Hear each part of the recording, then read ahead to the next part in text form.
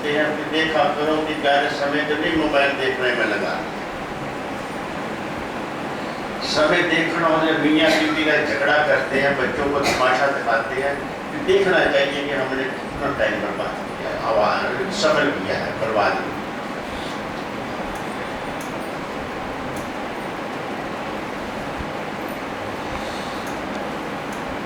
इन आफतों से समय बचाकर भजन करो, गुरु सेवा करो, सत्संग सुनो। आफतें अपने आप आती हैं, बुलाई नहीं जाती। ये आफतें अपने आप आई हैं तुम्हारे ऊपर, लेकिन अगर सदगुरु के चरणों में हमारी बुद्धि हो, सदगुरु के चरणों का ध्यान हो, तो हम बच सकते हैं।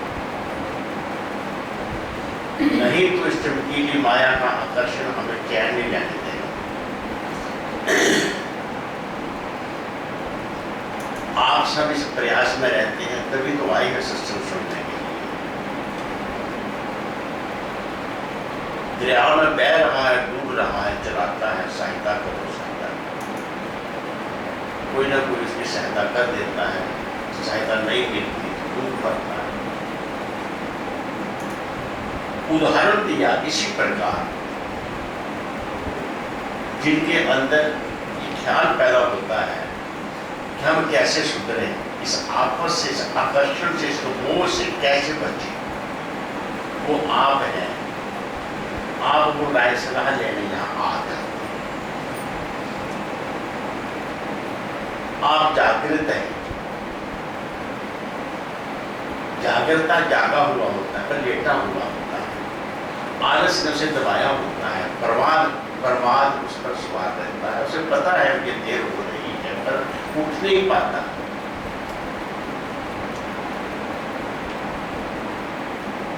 अगर वो उस आलस प्रमाद से बच जाए तो जो वो चाहता है हो जाएगा। जो चाह दिल में दबी रहेगी, होगा कुछ नहीं उससे। इसी आफत से बचने के लिए शिष्य गुरुदेव के पास जाता है। गुरुदेव त्राहिमाम त्राहिमाम रक्षते रक्षते रक्षते। गुरुदेव मुझे बचा लीजिए, बचा लीजिए, बचा लीजिए। मैं डरा हूं कि दुनिया का आकर्षण मुझे कहां ले जाएगा।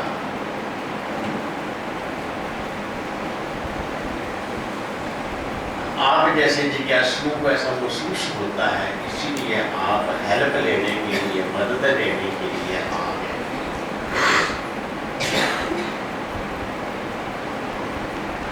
वो मदद हेल्प कैसे मिलती है हमको? इस संसार से, भवसागर से हम कैसे बचें? एक दर्शनाचार्य कहता है कि देखो देखो देखो, जीता था डूब गया और मर गया तो तर गया।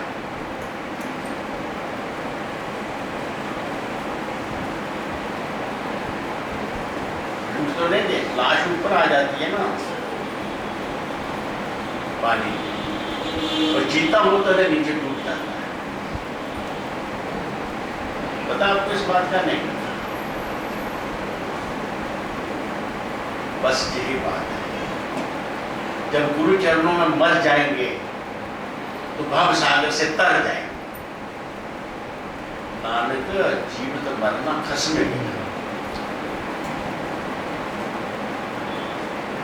और वो जीता क्यों डूबता है? क्योंकि वो हाथ पैर मारता है, इसलिए डूबता है।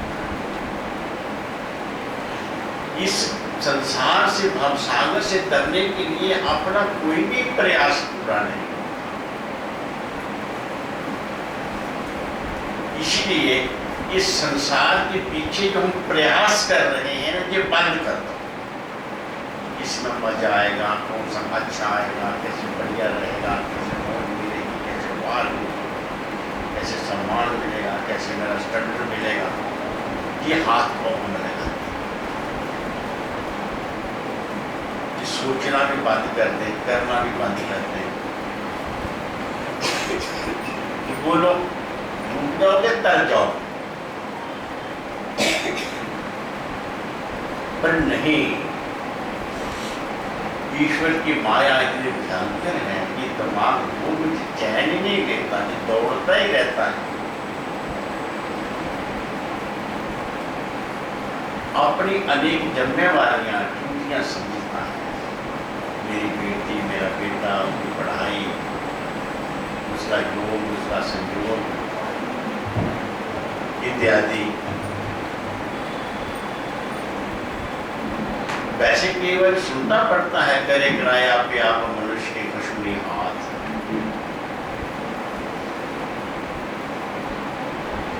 एक बंदा आश्रम पर बैठा है, वो घर नहीं गया, तो आश्रम के विवश लोगों को क्या ये सोचेंगे, वो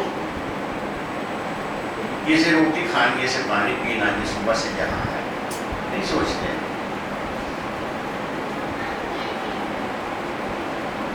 उसे रोटी मिल जाएगी, सब मिल जाएगी, क्योंकि वो बैठा है। उदाहरण दे रहा हूं, इसी प्रकार जब हमारा चित्त गुरु चरणों में लगा रहेगा, हमारे हर काम की चिंता हमारे गुरुदेव को होगी, और वो ना करें तो कान से पकड़े। विशर्तियां ये चित्त, ये दिमाग, ये शरीर गुरु को समर्पण होके सतगुरु का चिंतन, सतगुरु की सेवा, सतगुरु की दी हुई ड्यूटी को निभाता रहे, तर गया और है क्या। जब सतगुरु को छोड़कर हम किसी और का सहारा लेते तो लेते रहो, हम क्या करें। तो किसका सहारा लेते? दे अभिमान अपने शरीर का, अपने दिल और दिमाग का, अपनी शक्ति का, अपने अर्थ का सहारा लेकर हम उस सुख आनंद को पाना चाहते हैं जो परमपिता परमात्मा से बिछड़ते नष्ट हो गया, खत्म हो गया, आनंद। दुनिया का कोई भी मनसा वाचा कर्मणा कर्म है, उस सुख की इच्छा से ही हम करते हैं। मिलता कितना है वो तो पता होगा।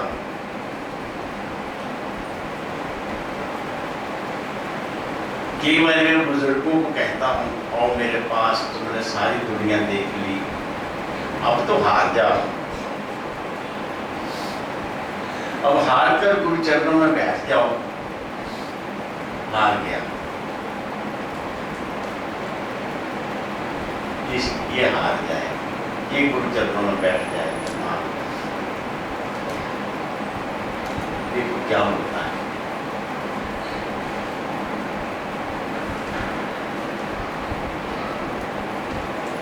क्या कहा मैंने? जो तुम्हें चाहिए वो प्रयास से मिलता, तो रावण को मिल जाता, सिकंदर को मिल जाता।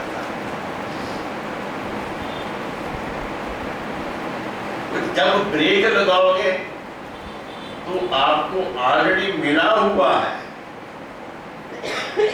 वैसे महापुरुष कहते हैं जो तुम्हें चाहिए वो तुम खुद ही हो, खुद ही ने मत मार डाली, खुद ही हो, पर खुद ही आपा। आप कमाइए, आप कमाइए, ताशो पाइए आपा। इसलिए वो कह रहे थे, रवि जी गीता की बात कह रहे थे कि अर्जुन तू समर्पण हो जा, जो मैं कहता हूं सो कर। मैं कह देता हूं कि मैं तुझे प्राप्त,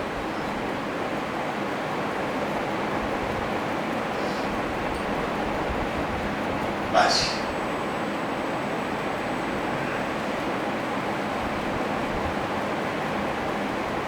कहते हैं बलहारी, मैं बलहारी। हम अपने बल का मान ना करके जब अपना दिल दिमाग सतगुरु के अर्पण कर दें, तो फिर देखो कितना हल्का हो जाता है। दिल दिमाग का बोझ हमें दिनों दिन रात सोने नहीं देता, भूख नहीं लगने देता, चैन नहीं आने देता, बोझ नहीं हूँ मैं।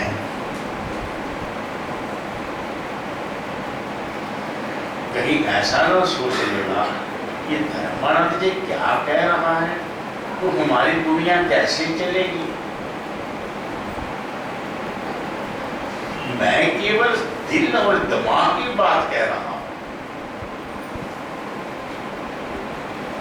इसको शांत करना, दिल दिमाग के बोझ ने हमारी बुद्धि को बावली कर दिया। जिसका चित्त शांत रहता है सतगुरु के विश्वास पर, उसकी बुद्धि में रोशनी आ जाती है और बुद्धि इस शरीर से सब काम करवा देती है।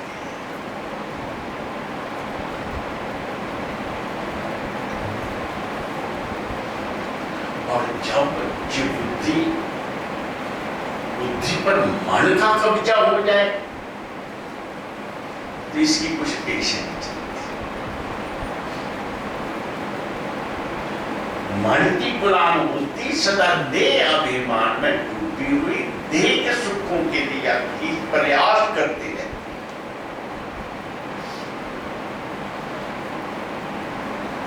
जितने सुख जायदाद सोना चांदी हमें मिलता जाए, हम एक ऐसे झोंपड़े में रखते जाए जिसे आग लगा के जला देना है और समय से उसे आग लग जाएगी, वो जल जाएगा। बताओ तुम्हारा कुछ बचेगा जो उस पर रखा हुआ। उदाहरण दिया है, दर्शन द्वारा समझाने की कोशिश कर रहा हूं। दुनिया में जो नाशवान चीज है हमने वो बहुत सारी इकट्ठी कर ली, अंत से शरीर का भी नाश हो जाएगा। जो सदा रहने वाली चीज है तुम्हारी आत्मा, तुम और तुम्हारे गुरुदेव का रिश्ता, भाव और भक्ति, सतगुरु का प्यार, दिल दिमाग दुनिया के ख्यालों से खाली होकर हल्का होकर जैसे आत्मा का टच लेता, आत्मा अनुभव करता है।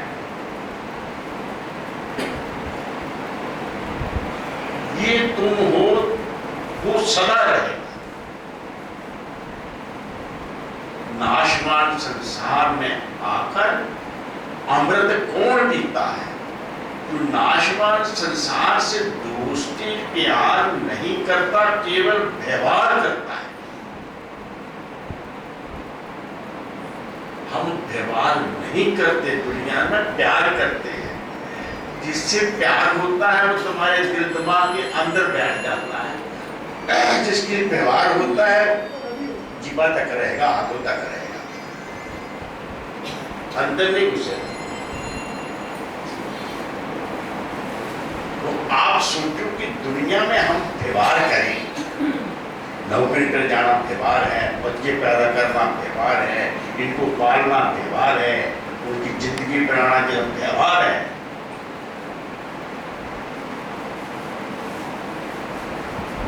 और व्यवहार ठीक रहा तो प्रेम बरकरार रहे, जिंदगी में याद रखना। ये व्यवहार हमें परमपिता परमात्मा ने दिया है, ईश्वर ने दिया है।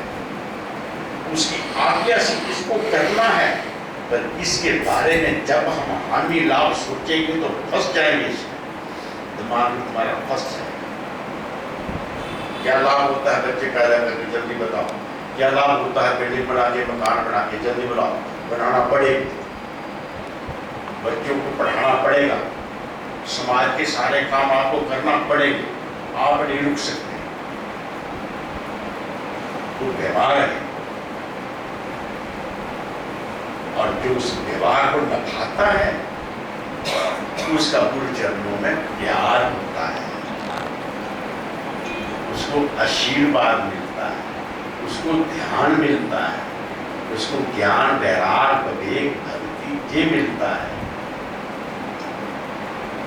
इन ज्ञानों से सजकर अपने प्रीतम प्यारे के पास जाने के लिए हमें तैयारी रखनी है।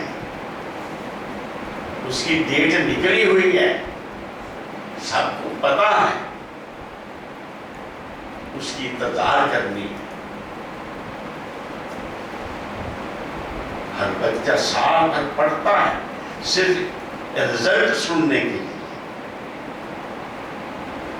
आदमी सारी जिंदगी जीता है केवल रिजल्ट पाने के लिए। अगर मरते समय रिजल्ट निकला और हमें भूल ही गया मालिक, तो क्या होगा? मालिक नहीं भूलना,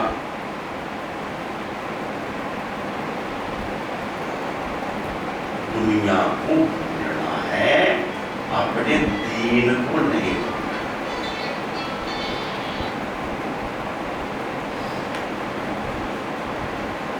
गलती होगी तो बड़ा मुश्किल है। हम एक उस मजदूर से भी गिरे गुजरे हो जाएंगे जो सारा दिन कहीं लेबर करता है, गांव से मजदूरी करता है सारा दिन, और शाम को 500 का नोट मिल जाता है, वो सब भूल जाता है, नोट लेके घर आ जाता है। हम दुनिया में जो लेबर करेंगे किस नोट के लिए? ये बात एक फकीर कह रहा था, कह रहा किस नोट के लिए? जब मैं जाऊंगा धर्मराज के पास तो अपने प्रीतम प्यारे की तस्वीर लेके जाऊंगा, मैं कहूंगा मैं ये लेके आया, वो तुम्हारे अंतःकरण में अंकित हो जाएगी। जब उसके प्यार में जियोगे, उसके हुक्म में जियोगे तो, और अपने उसके साथ रिश्ता बनाओगे तो तस्वीर हमारे साथ जाएगी, ध्यान हमारे पास जाएगा। पढ़ते रहो सतगुरु नाम जहाज है चढ़े से उतरे पार। सतगुरु के नाम के जहाज पर तुम चढ़े हुए हो, या बीवी बच्चों खान पान तक पता नहीं कहाँ जंगलात किसी जहाज पर चढ़े हो। थोड़ी सी बात मैंने ये कही कि ऐसा चिंतन करके विचार करके दुनिया की चमक धमक से, दुनिया की भोग विनाश भू ममता से बचो।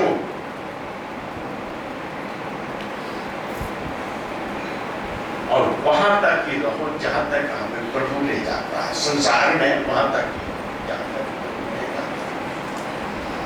नहाने उतरे गंगा में, वहां तक ही रहो जहां तक गंगा को अपनी ओर नहीं खींच रही। किनारे किनारे ना हो, कौन सा किनारा? दुनिया में रहो